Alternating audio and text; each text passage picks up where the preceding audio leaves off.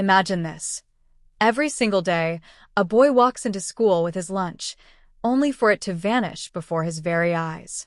No matter how much he tries to protect it, no matter how careful he is, his lunch always disappears. And it's not some innocent mistake, not some accidental mishap. It's done intentionally, methodically, by the same bully who seems to have it out for him. It's a cruel routine that plays out day after day, until one day, everything changes. The boy is confronted, not by another student, but by someone much more unexpected. The principal's son. This is where the story takes an unexpected turn, and everything you think you know gets turned upside down. Stick with me, because I promise you, by the end of this video, you're going to understand exactly what happened. And the shocking truth will make you rethink everything you thought you knew about high school bullies, revenge, and justice. Now, I want you to picture the scenario in your head. It's lunchtime. The cafeteria is buzzing with the usual chatter, the clatter of trays, and the hum of 1,000 teenage conversations. For most students, it's just another mundane part of the day. But for one boy, it's a daily nightmare. Every lunch break, he's forced to watch his carefully packed meal disappear. The first time it happened, he thought it was a joke, a prank that would be over by the next day. But when it kept happening, when his sandwiches and snacks disappeared without explanation, he started to realize it wasn't a joke at all. Someone was stealing his lunch, and that someone was relentless. His classmates laughed it off, thinking it was just part of the usual high school drama. But for the boy, it was becoming personal. The bully, always lurking in the background, had turned this small act of thievery into a weapon. It was no longer just food that was being stolen, it was his dignity, his peace of mind, his sense of security. You can probably relate to that feeling. We've all been there, haven't we? The feeling of being targeted, of knowing something is off but not knowing how to stop it. For some, it's a passing phase. For others, it sticks with them, leaving scars that last far longer than the memory of an old bully. And just when the boy thought he couldn't take it anymore, something changed. One day, as he sat there, watching the bully snatch his lunch yet again, he noticed something strange. A shadow loomed over him. He turned to see none other than the principal's son standing there, eyes locked with his. This is where the story takes a twist. Because the principal's son wasn't just a bystander. He wasn't just some rich kid who walked through life with a sense of entitlement. No, he had been quietly watching everything unfold from the sidelines. And when he finally stepped in, he didn't just confront the bully, he confronted the entire system that allowed this to happen. What was his reason for stepping in? Was it out of the goodness of his heart? Or was there something else at play here? That's the question you'll want to stick around to find the answer to. Now, I'm sure you're wondering, why would the principal's son care about some kid's lunch being stolen? What does this have to do with anything bigger than a simple schoolyard prank? Trust me, I'm getting to that. Because this isn't just a story about a bully and a boy getting their lunch stolen. It's a story about power, control, and the unexpected alliances that form when the right people decide to take a stand. The principal's son had more to lose than anyone realized. And that's what made his interventions so complicated, so dangerous. You'll see how this situation grows into something far beyond lunch theft. But here's where things get even more twisted. As the boy and the principal's son team up to face the bully, they uncover a secret that's been hidden for years, something far darker than just petty schoolyard drama. This secret changes everything, turning the tables in ways neither of them expected. The story you think you're about to hear isn't just about a bully. It's about uncovering a hidden network of corruption, manipulation, and deception that runs deeper than either of them could have imagined. As they dig into the truth, they realize they're not just fighting a bully, they're fighting a system that's rigged against them. What happens next? You'll have to keep watching to find out. Because the real battle is only just beginning. With the stakes higher than ever, every move they make, every step they take, could lead to unexpected dangers. Just when they think they've got the upper hand, a new player enters the scene, complicating everything. Who can they trust? Who's behind all of this? And most importantly, can they uncover the truth before it's too late? I know you're dying to find out what happens next. So, don't go anywhere. Stay with me through this incredible journey. You won't believe how this all unfolds, and by the end of this video, everything you thought you knew will change.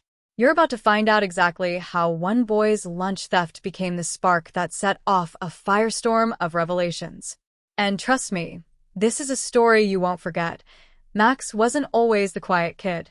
Not completely, anyway. A couple of years earlier, he was like most boys his age, curious, bright-eyed, and surprisingly funny when he felt comfortable. His mother used to say he had an old soul, someone who noticed more than he let on. But that version of Max had started to fade, little by little, long before Jake ever took his first bite out of one of his lunches. It started after the move. His family had relocated from a small town in Indiana to a mid-sized city in Northern Virginia after his dad landed a new job. On paper, the change was supposed to be positive: better schools, more opportunity, a safer community.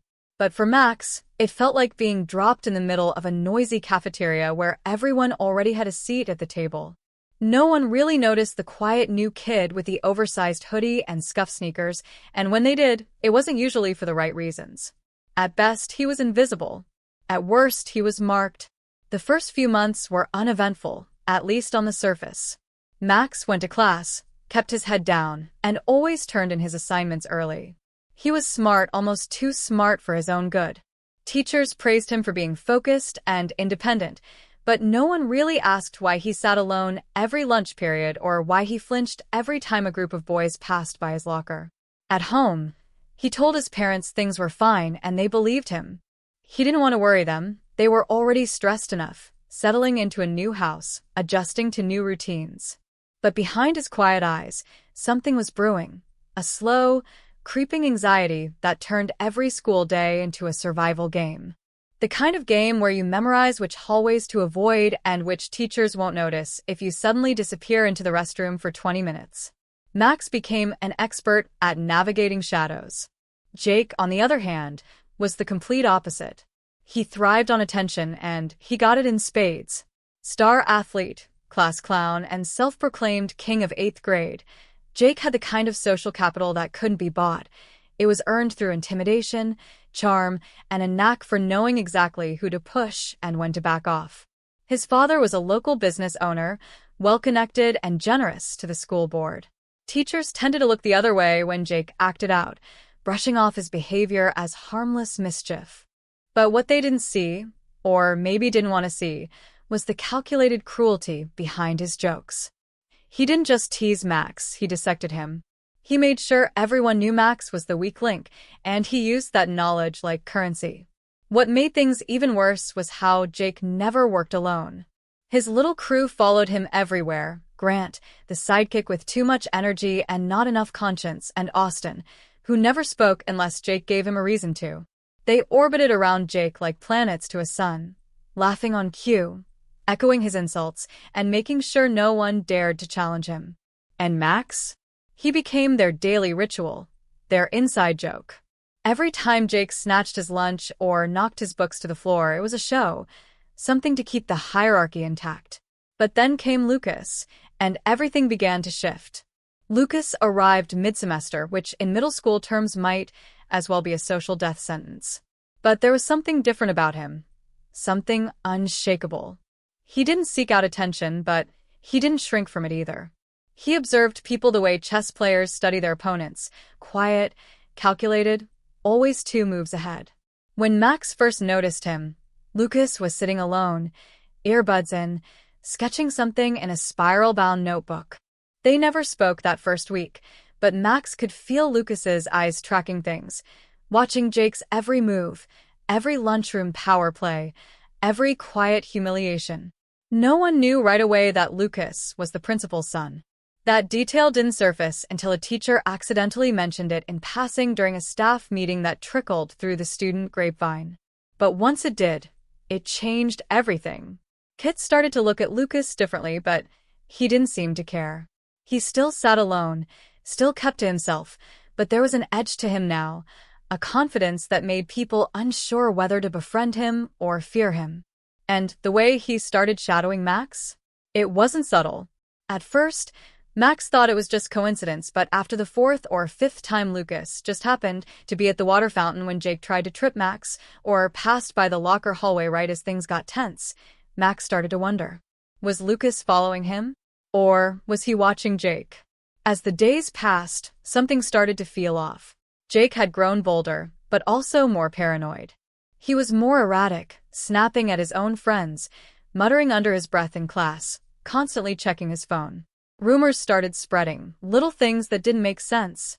Someone said Jake had been seen arguing with a teacher behind the gym. Someone else claimed they overheard him threatening to report something unless a grade was changed. None of it fit, not yet, but the pieces were there. Max just couldn't see the full picture. Not until Lucas made his move. And yet, even as the truth slowly edged closer, other strange things began to surface. Max's locker was broken into, not just rifled through, but left wide open with a torn photo from home inside, his parents and younger sister, faces scratched out in red marker. A small, cruel act that didn't seem like Jake's usual style. It felt more personal. And then there was the anonymous note slipped into Max's math book, just one sentence scrawled in uneven handwriting. You shouldn't trust him. No name. No explanation. But it shook Max to his core. Who was the warning about? Jake? Lucas? Someone else entirely? That's when the real tension took root, not just in Max's mind, but throughout the school. People were whispering. Teachers were tense. The air in the hallways felt different, charged. Something was happening, and no one knew who was pulling the strings. Was Lucas really there to help Max, or did he have another agenda? Was Jake acting out because he sensed his control slipping, or was he hiding something more serious? And what about Jake's friends? Were they loyal, or just too scared to break away? Red herrings were everywhere, and the deeper Max got into the unraveling mystery, the harder it became to know who he could rely on. The pieces were moving. The game was in motion. But just as Max began to trust Lucas, a new revelation surfaced. One that would flip his understanding of everything on its head. And that's where this story truly begins to crack wide open. Just when Max thought he was finally starting to connect the dots, everything began to slip through his fingers like smoke. It started with the video. A week earlier, he'd managed to record one of Jake's lunchroom confrontations using a barely working secondhand phone he kept tucked inside his hoodie pocket. The footage was grainy, but it was clear enough.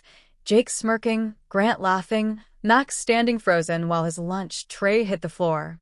It wasn't just evidence, it was validation.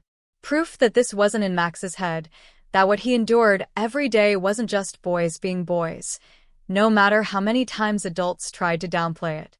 Max had been waiting for the right moment to show it to someone, maybe even to the principal himself. But when he went to pull up the clip again 2 days later, it was gone. Not just deleted. Wiped. The file had vanished without a trace, as if it had never existed. He felt his stomach sink, fingers trembling as he searched every folder, every backup, even the trash bin, but there was nothing. Just blank space where his proof used to be. And that's when it hit him, someone had gotten into his phone. Someone who knew what he had and knew exactly how to get rid of it without leaving a trail. It couldn't have been Jake. He wasn't nearly tech-savvy enough. But what about Grant? Or someone else? The more Max thought about it, the more paranoid he became. He changed his passcode, turned off Bluetooth, even stopped connecting to the school's Wi-Fi, but the damage was already done. He was back to square one, and worse, he felt like someone was watching him now. It was around this time that a girl named Natalie approached him. She wasn't someone Max knew well, just another quiet student who mostly kept to herself. But something about the way she leaned in during lunch, eyes darting over her shoulder, made Max's heart race. Stop asking questions, she whispered. There's more going on than you think. When Max tried to press her, she shut down instantly. You don't want to end up like Devin, she added, barely audible, before walking away as if nothing had happened. That name, Devin, lingered in Max's mind like a splinter. He didn't know anyone at school by that name. But later that night, curiosity took over and he searched the name online, combining it with the school's name. And that's when a buried piece of the school's past emerged. Devin Hill. a former student who had transferred out 2 years earlier under mysterious circumstances.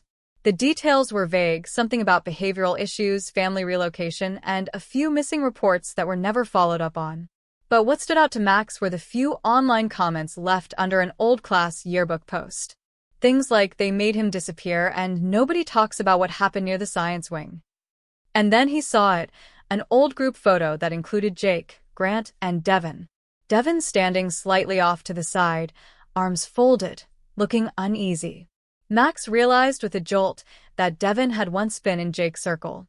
A friend? A follower? A threat? The possibilities spun wildly in his mind. Max brought the photo to Lucas the next day, expecting him to be surprised, maybe even intrigued. But instead, Lucas stared at it with a strange look, part recognition, part guilt.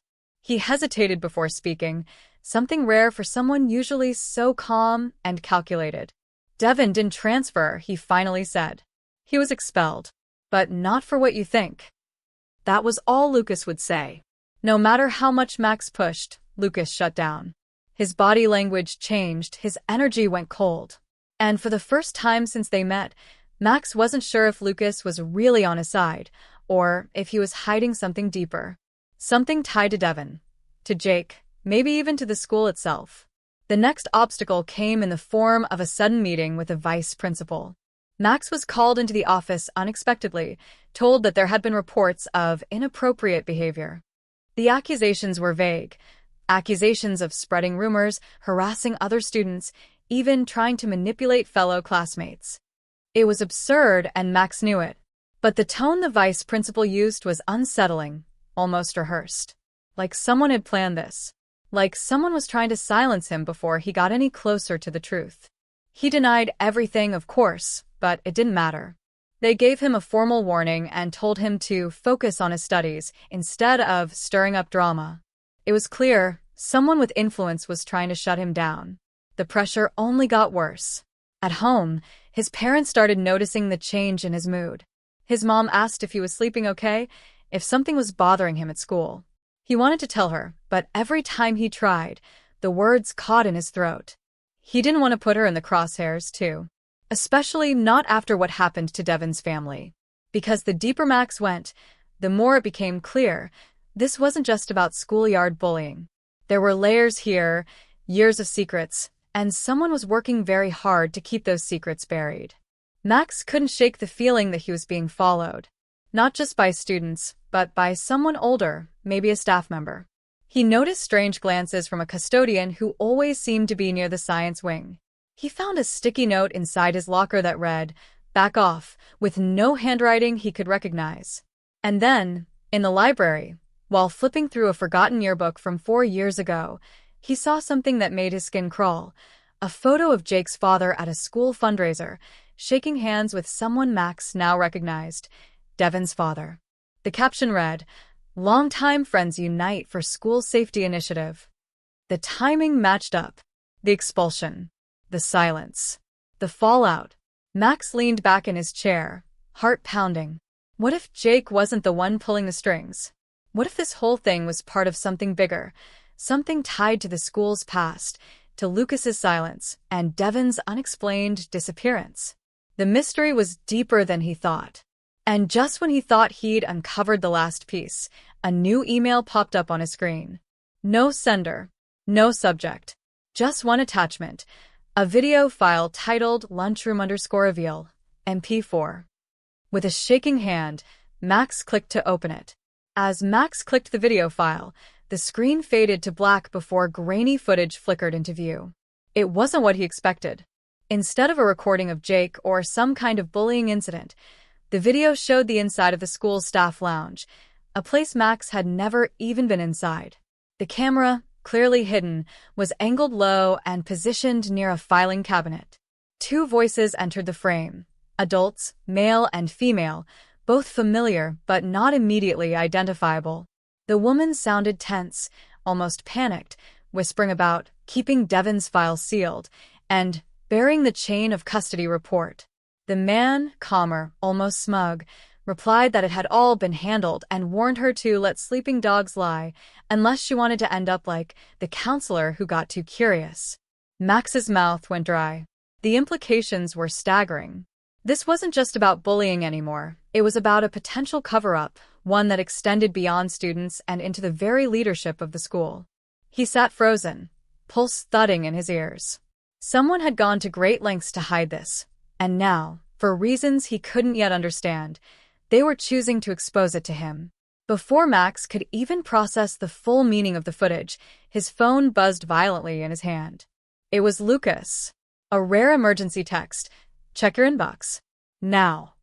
Heart still racing, Max switched apps and found a message waiting in his school email. Anonymous again, this time with a different subject line. For her eyes only. Attached was another video, but this one wasn't for Max. It showed his sister, Emma.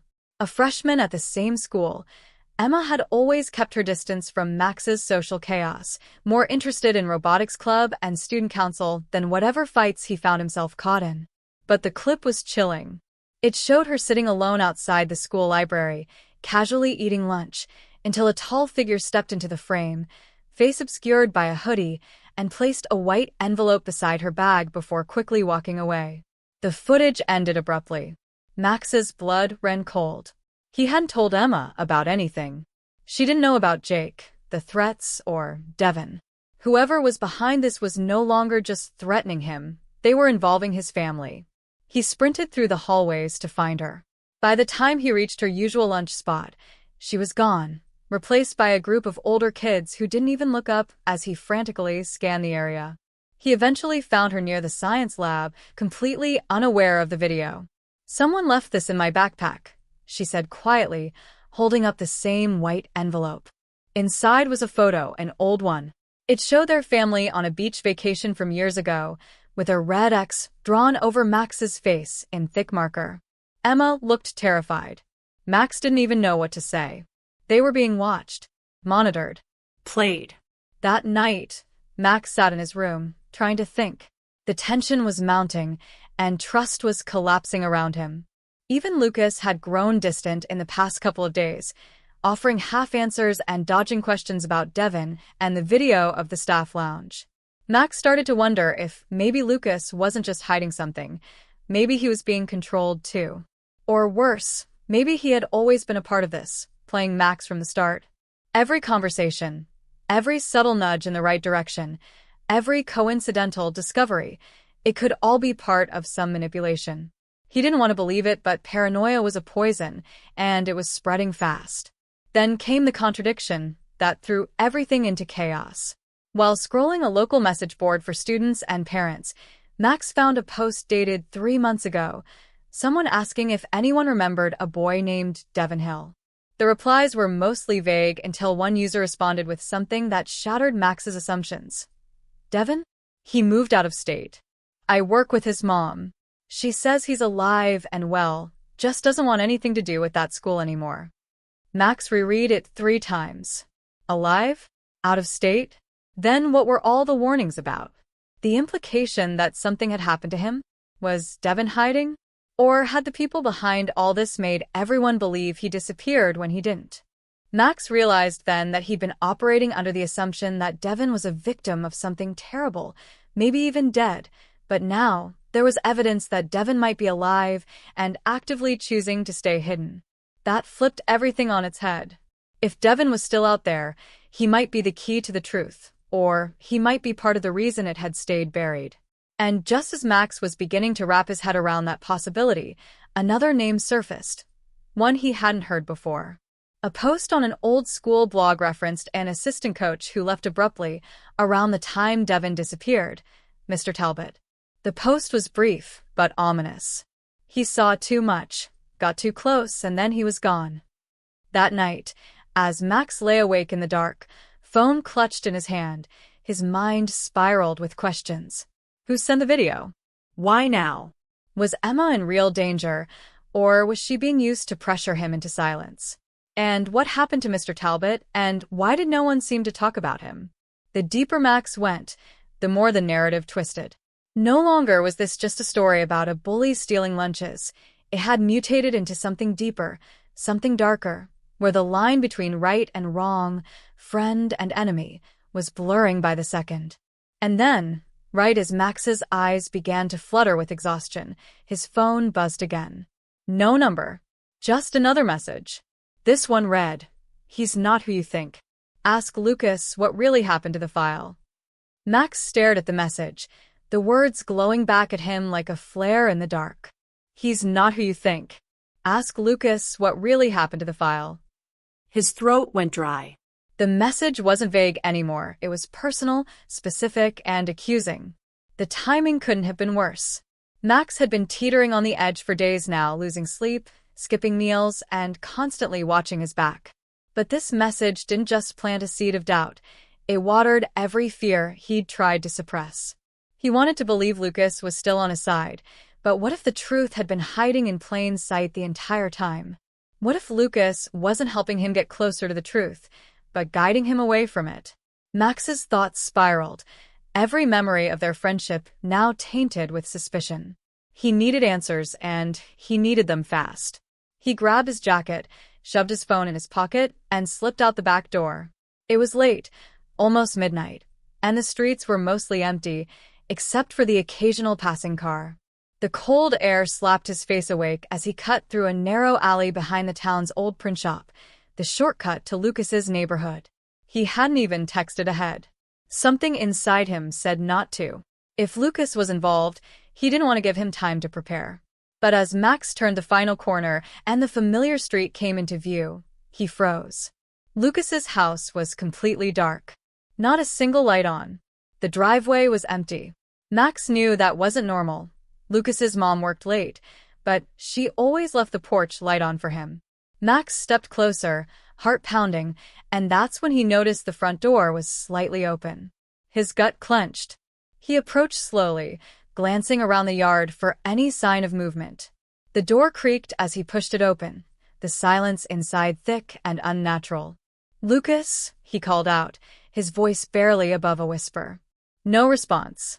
The living room was a mess, books knocked off shelves, couch cushions torn and scattered, the glass from a shattered picture frame glittering on the hardwood floor. Max felt like he'd walked into a crime scene. He called out again, louder this time, but still nothing. It was as if the house had been abandoned in a panic. That's when he heard it, a faint creak from upstairs. He froze, listening. Another creak. Then silence. Max backed toward the front door, his heart hammering in his chest. Every instinct screamed at him to run, but he couldn't. Not yet. He needed to know if Lucas was okay. He started up the stairs slowly, each step protesting beneath his weight. When he reached the top, the hallway stretched before him, dark and still, the only light coming from the half-open door at the end. He pushed it open with trembling fingers. The bedroom was empty. The bed was unmade, and the window was wide open, curtain fluttering in the cold night breeze. Max stepped inside and saw something on the desk that made him stop cold, a small black USB drive and a handwritten note that simply read, "Trust no one. Not even me." Max didn't have time to process what that meant. The sound of tires screeching outside snapped his attention back. He rushed to the window just in time to see a black SUV speeding down the street, no headlights, disappearing into the night. He didn't know if Lucas was inside. He didn't know if Lucas had run or been taken. But one thing was certain. Lucas was gone. Max stumbled back from the window, chest tight with panic. Everything was unraveling. The only person he thought he could rely on had vanished, and now he was holding a flash drive and a cryptic warning that made his skin crawl. He pocketed the drive and got out of there, running the entire way home, breath ragged and heart slamming against his ribs. When he finally burst through his front door, he locked every bolt and double-checked the windows. The house felt smaller somehow, like the walls were closing in. He plugged the drive into his laptop, praying it wouldn't be empty like the last time. A folder appeared, labeled only with a single date, March 3rd, 2022. Max clicked it open, finding several audio files and one PDF titled Incident_Report_7H, PDF. But before he could open anything, his screen flickered. Then it went black. The laptop was dead.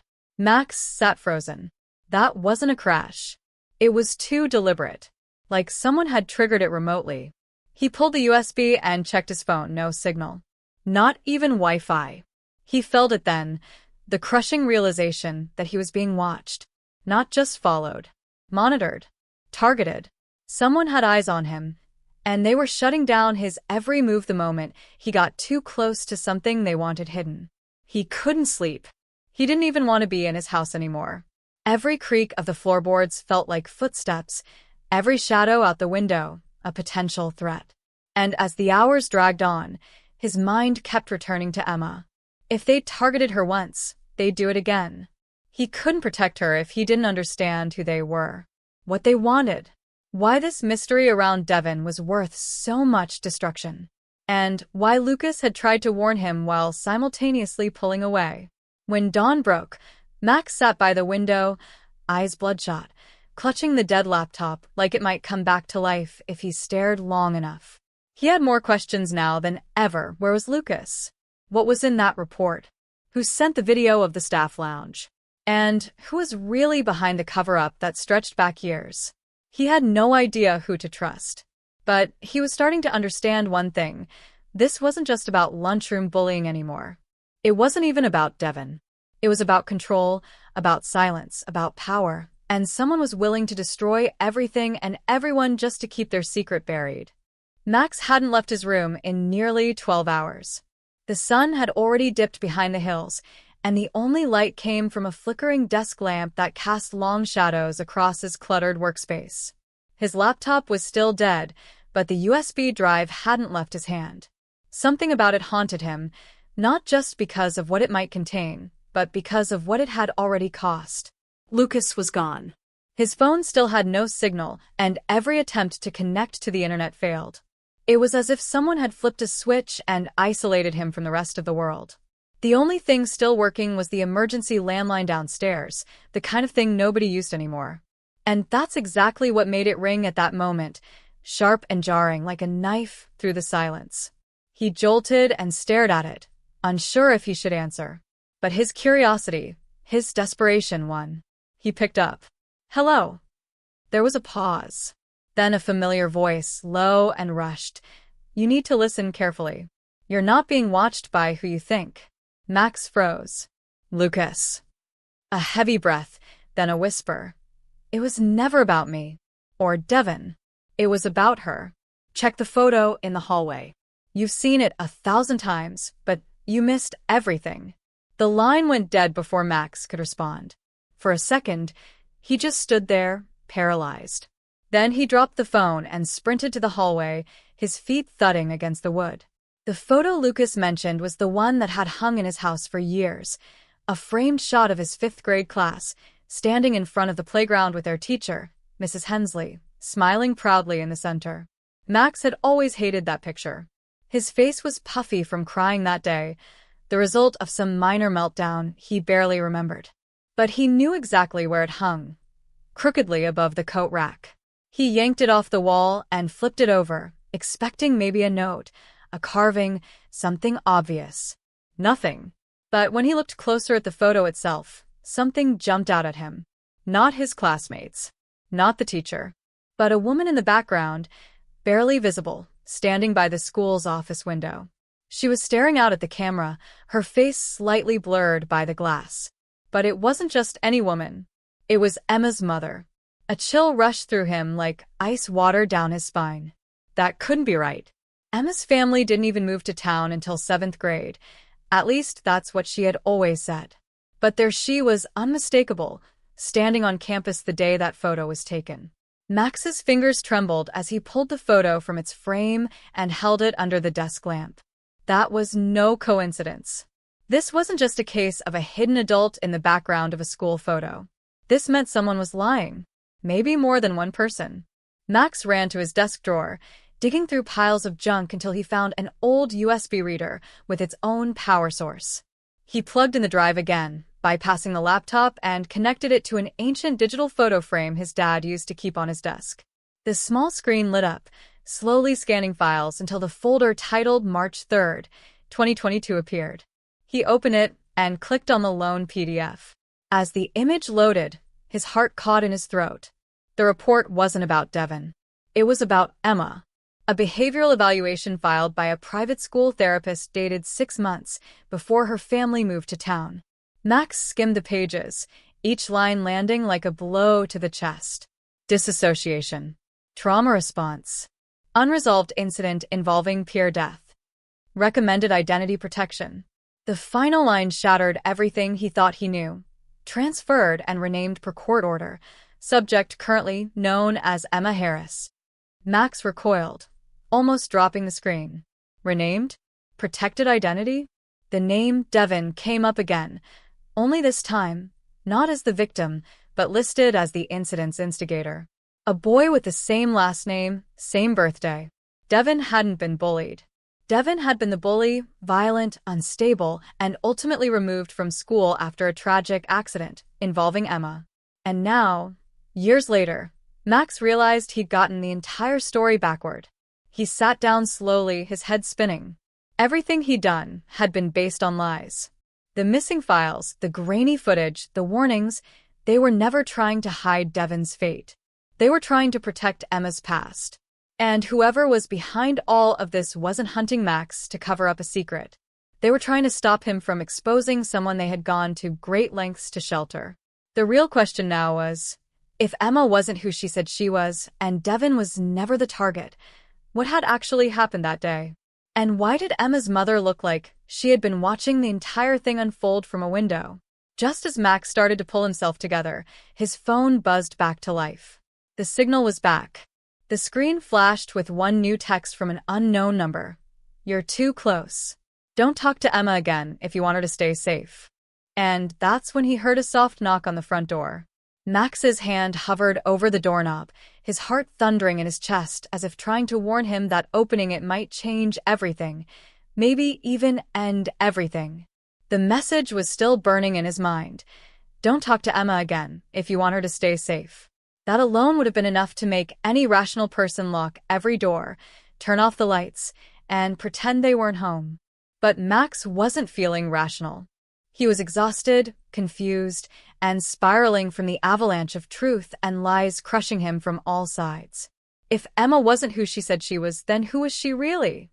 And what had she been hiding all this time behind that sweet, soft-spoken exterior? The knock came again, softer this time. Whoever was outside wasn't trying to break in, they were waiting. That terrified Max more than anything. He reached for the baseball bat leaning near the shoe rack, one he hadn't touched in years since quitting Little League after an embarrassing strikeout streak. He took a breath, counted to 3, and flung open the door, only to be met not by a masked figure, but by Emma herself, drenched from the rain, shaking, and looking more afraid than he'd ever seen her. "I didn't know where else to go," she whispered, her voice barely holding together. "Please, Max, I need your help. They found me." Everything in him screamed to slam the door shut and tell her to go back to wherever she came from, but something in her eyes, something raw and broken, held him in place. He stepped aside without a word, letting her in, even as every instinct screamed that he was making a colossal mistake. She dropped her soaked backpack by the door and collapsed onto the couch, burying her face in her hands. For a long moment, they said nothing. Max just watched her, trying to decide if she was the same girl who had sat beside him at lunch every day for 2 years or someone entirely different wearing a familiar mask. "I saw the report," he finally said, his voice low and firm. "The one about the incident. The name change. Everything." She didn't flinch. She didn't pretend to be confused. She just slowly looked up, her eyes glassy but steady. "I thought I could leave it behind. Start over. But they were never going to let me." Then, without Max asking, she began to talk. About the school she used to attend. About Devin. Not the bullied boy, but the angry, unpredictable one. About the day it all spiraled out of control in a hallway fight that left one student with brain damage and another, her, branded for life. Her family had changed everything, names, town records, all to protect her from retaliation and to give her a second chance. But someone had kept watching. Someone had been waiting for the moment she stepped into the spotlight again. Max had no idea if any of it was true, but he also couldn't ignore the sincerity in her voice, or the bruises on her arms that didn't look fresh. Then came the ultimatum. Max's phone buzzed again with another anonymous message. "You're in too deep. Hand her over, or we go public with everything you've done." Max stared at it, numb. It didn't make sense. What could he have done? But then his mind flashed back to the hallway footage, the missing laptop, the deleted files he'd dug through, the private servers he'd tried to hack out of desperation. He'd crossed lines, legal ones. And someone had documented every click. If they exposed what he'd done, his future was finished. No college. No graduation. Maybe even jail time. He stood in the middle of the room, feeling like the floor beneath him was crumbling. He could turn her in, tell the anonymous sender where she was, and walk away with his life intact. Or he could protect her, risk everything, and keep digging for a truth that felt more twisted by the hour. He looked at Emma again, now curled into herself on the couch, soaked, shivering, and utterly alone. "Why didn't you just tell me?" he asked quietly. "Why lie to me all this time?" She didn't meet his eyes. "Because I knew if you found out, you have to choose. And I didn't want to be the reason you lost everything." That was the moment the weight of it all truly sank in, not just the mystery, not just the danger, but the choice. Because there was no easy out anymore. No safe path forward. Max was in it now, and the only way out would be to risk everything, his safety, his future, and possibly even his trust in the one person who had become his entire world. He took a deep breath, knowing the choice would haunt him no matter what he decided. Then the power went out. Complete silence. Total darkness. The moment the power cut out, the house transformed from a tense sanctuary into a pitch-black trap. Max's first instinct was to grab Emma and get to the back door, but before he could take a step, a faint blue glow appeared through the window. A phone screen, held by someone standing outside, watching. He couldn't see a face, just the eerie shimmer reflecting off the rain-slick glass. He grabbed the bat again, whispering for Emma to stay low, then crept toward the kitchen to check the back exit. Locked. Bolted. But when he turned, Emma wasn't behind him. She was at the front door again, frozen like a deer in headlights. The person outside was no longer anonymous. They had stepped into the porch light, one of the solar-powered ones still glowing faintly despite the outage. Max felt his chest cave in when he saw who it was.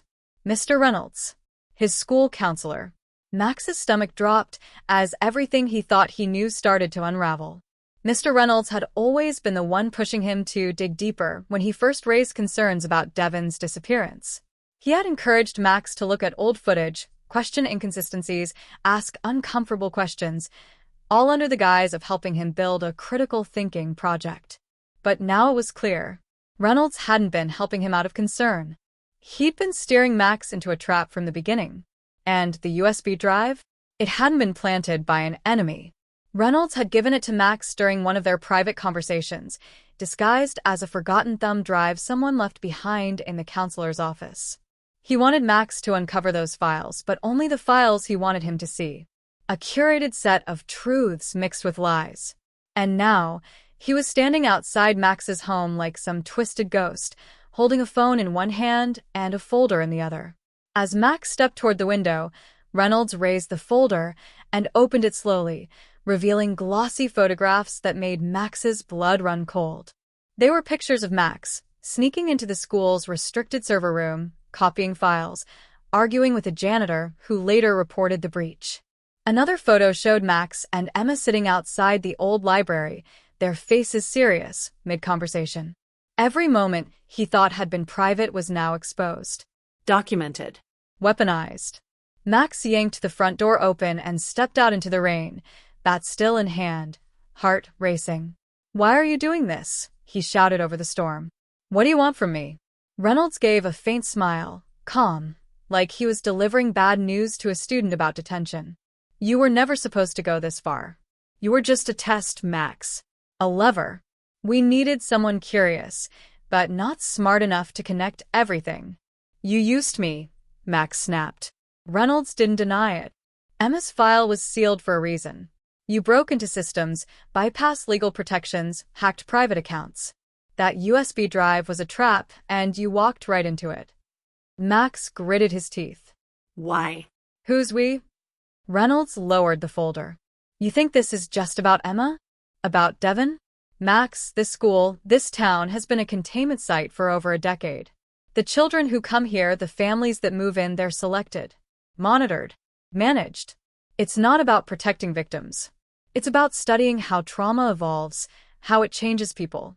Emma's just one subject in a much larger experiment. You were never even supposed to notice. But you did. And now we have to decide whether to wipe the board or use you for phase 2. Max felt the world spin. It was too much. Too calculated. Too monstrous to believe. But the photos, the files, the surveillance, they were all real. Reynolds wasn't acting alone. The school, the therapists, the administrators, even some of the parents, all of them were in on it. And Emma, whether she knew it or not, had been part of a psychological test far deeper and darker than either of them could have imagined. Max turned to look at Emma through the window, still drenched, still trembling, but now looking straight at him with something else in her eyes. Not confusion, not fear, but guilt. Deep, burning guilt. And that's when Max knew. She had known. Maybe not everything, maybe not the scope, but enough to keep him in the dark until it was too late. The rain had become a roar outside, pounding against the roof like a war drum as Max stood in the living room, soaked to the bone, staring at the girl he thought he knew. Emma didn't say a word.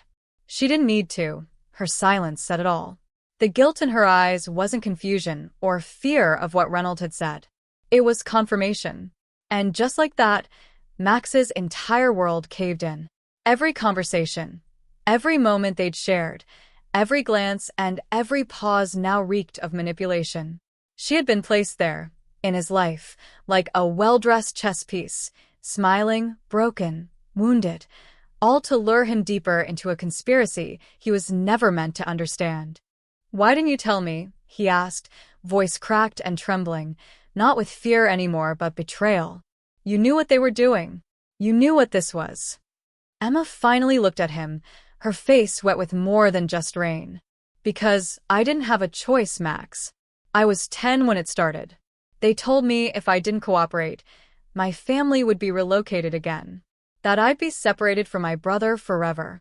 They said I could live a normal life, go to school, make friends, if I just stayed quiet. I didn't know what they were going to do to you." Max couldn't process the weight of her words. Every thread unraveled at once in his mind. The missing files, the orchestrated hallway fights, the targeted bullying, the laptop that mysteriously reappeared, and even the USB drive.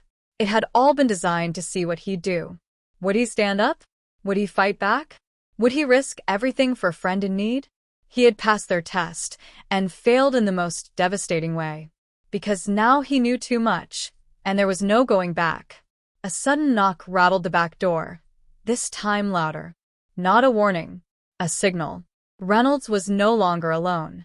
Max moved quickly, grabbing Emma by the wrist and dragging her through the dark kitchen, heading for the cellar door that led to the crawl space. He didn't know what was coming, but he knew staying in one place was suicide. As they ducked into the narrow, musty space beneath the house, Emma pulled away. "We're not going to outrun them, Max," she whispered. "They've been watching us for years. Every move, every word. Then help me stop them," he snapped, more desperate than hopeful. "You know the truth. You've lived it. There has to be something, anything, that can bring this down." Emma hesitated, then reached into her soaked backpack and pulled out a phone. Not hers, an older device, screen cracked and taped at the corners. "This isn't connected to anything anymore. No Wi-Fi. No GPS. It's clean. But it has the original video. The real footage from Devin's last day. I stole it from the archives when they let me into the tech room. I was supposed to delete it. I didn't." Max stared at the screen as Emma tapped the play button. What played out wasn't what he'd seen before, not the staged, cut-together narrative of a boy who lost control. This version showed something else entirely. Devin had been cornered, pushed by a group of masked kids, Ones Max vaguely recognized as students who'd mysteriously transferred shortly after the incident. A voice off-camera, calm and clinical, was directing them, like a twisted science project. Devin wasn't the aggressor. He was the subject. And Emma, she had been there, too. Not participating, but watching, eyes wide, body tense, frozen. A test within a test. They didn't see her filming. Max's mind spun. This was it.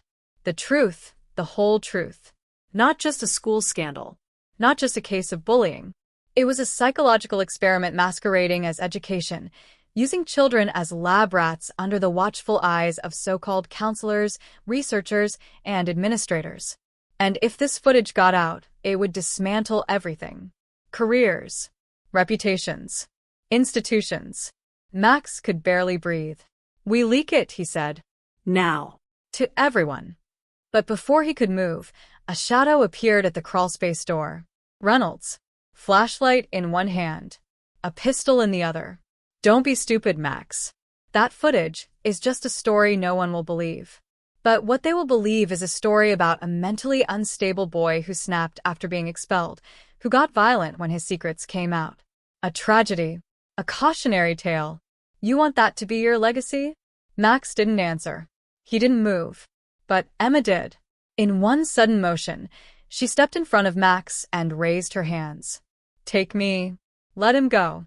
He doesn't need to be part of this." Reynolds looked amused. Sweet. Noble. Predictable. And that's when Max made his move, not toward Reynolds, but toward the breaker box. He grabbed the wrench that had been sitting there for months, forgotten, and hurled it through the box with every ounce of strength he had. Sparks flew. Lights exploded. The flashlight in Reynolds' hand flickered, then died. In the chaos, Emma shoved Reynolds backward, and Max lunged for the phone. They didn't stop running until they reached the old water tower at the edge of town, an abandoned structure with just enough elevation to get a signal. Max pulled up the video again, hands shaking, and sent it to every contact he could think of: classmates, local reporters, parents, even the school board. Within minutes, phones around town lit up. Within hours, the footage would be trending. Hashtags would explode. The veil would finally be lifted.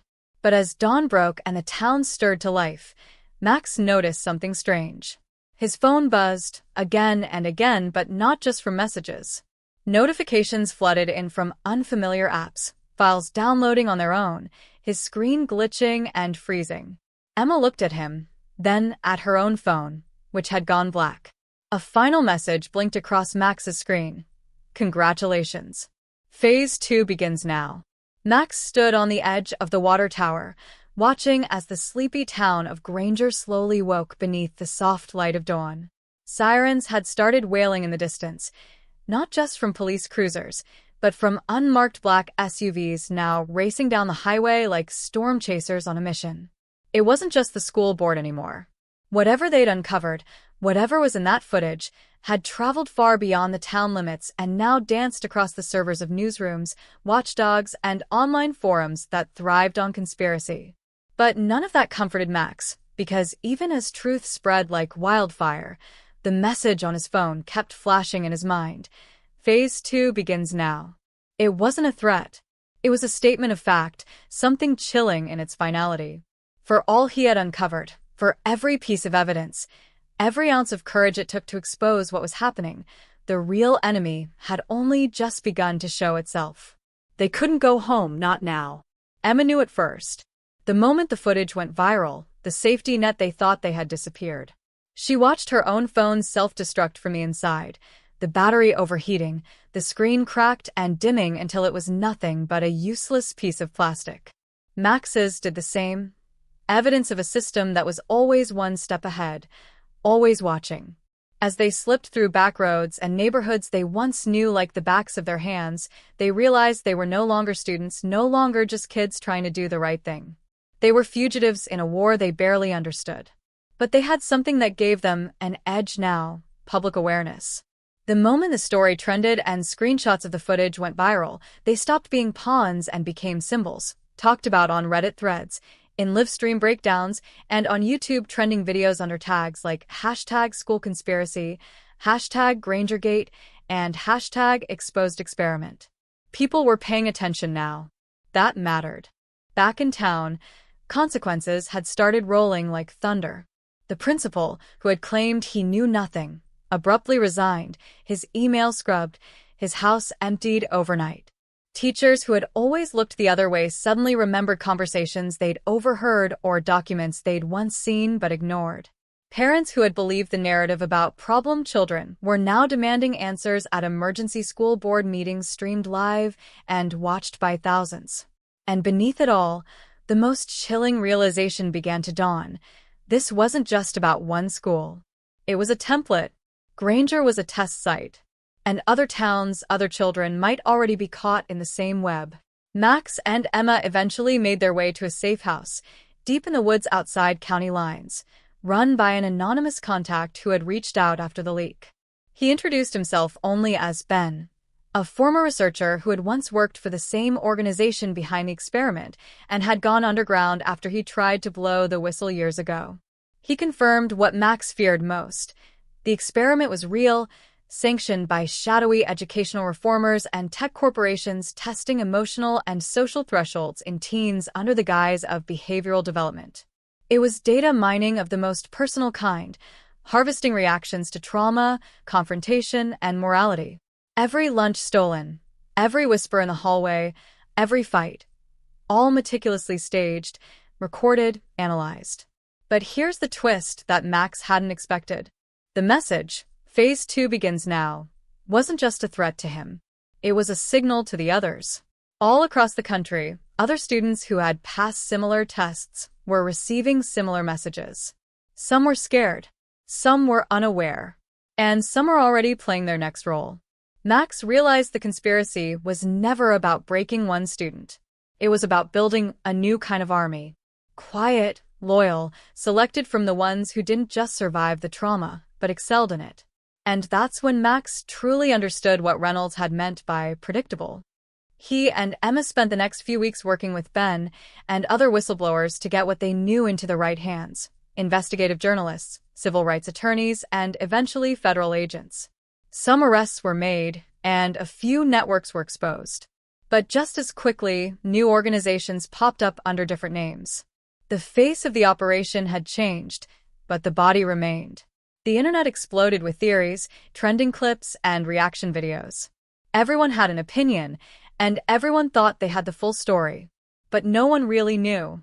In the end, Max didn't go back to school. Neither did Emma. They knew too much, had seen too much, and trusted too little. They moved from place to place, not in fear, but in strategy. Max had started documenting everything in journals, physical copies hidden in safety deposit boxes across multiple states. Emma had created aliases, profiles, and digital backdoors to quietly monitor mentions of the program. They weren't victims anymore. They were watchers. And then, one night months later, Max received a letter in the mail. No return address. Inside was a single photograph, a group of children sitting in a classroom, smiling for the camera. At the center of the photo stood a teacher with familiar eyes, someone Max couldn't place at first. But then he realized it was a younger Reynolds. On the back of the photo were the words, "It was never just about you. It's about who comes next." Max stared at the photo long into the night, the silence around him broken only by the wind rustling the trees outside. He thought of Devin, Of the boy who vanished. of the friends he couldn't save. He thought of how many others were still stuck inside the system, blind to the roles they were being forced to play. And he knew this wasn't over. The story had reached its end for now, but the real questions still lingered in the air. If our schools are no longer places of learning, but laboratories of control, how many of us are already part of the next phase without even knowing? And that, dear viewer, is what you came here to find out. But the scariest part? The answer might be closer to your school than you think.